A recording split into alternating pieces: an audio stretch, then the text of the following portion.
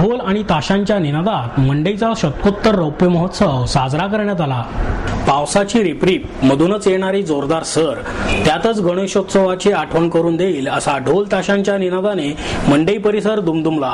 निमित्त होते महात्मा फुले मंडईचा शतकोत्तर रौप्य महोत्सव। शिवगर्जना या तरुणींच्या ढोल ताशा पथकाने संपूर्ण मंडईला प्रदक्षिणा घालून कार्यक्रमाची सुरुवात केली।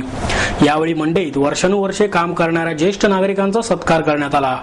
यावेळी आमदार माधुरी मिसाळ, ज्येष्ठ साहित्यिक म. श्री दीक्षित, उपमहापौर प्रसन्न जगताप, माजी महापौर तात्या थोरात, अखिल मंडईचे अध्यक्ष अण्णा थोरात आदी मान्यवर उपस्थित होते। मंडईचा इतिहास कथन करून दीक्षित म्हणाले की या मंडईवर होणारा खर्च शिक्षणावर करण्यात यावा असे महात्मा फुले यांनी सांगून त्यावेळी विरोध केला होता।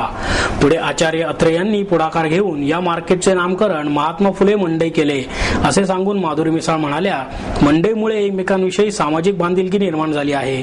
मंडईसाठी आवश्यक ती सर्व मदत यापुढेही करत राहीन। या मंडईचे खरे मानकरी तांबोळी, बुर्डे असल्याचे तात्या थोरात यांनी सांगितले। निनाद संस्थेच्या वतीने नगरसेविका शुभदा जोशी यांच्या हस्ते ज्येष्ठ नागरिकांचा सत्कार करण्यात आला। मंडईत पिढ्यानपिढ्या व्यवसाय करणारी अनेक कुटुंबे आहेत, त्यातील काही प्रमुख ज्येष्ठ नागरिकांचा सत्कार करण्यात आला।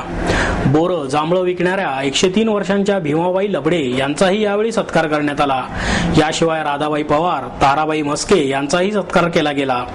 यावेळी मंडई हे जणू आमचे माहेरच असल्याची भावना राधाबाई पवार यांनी व्यक्त केली। आनंद सराफ यांनी सूत्रसंचालन केले तर शिवाजीराव कोंडे यांनी आभार मानले।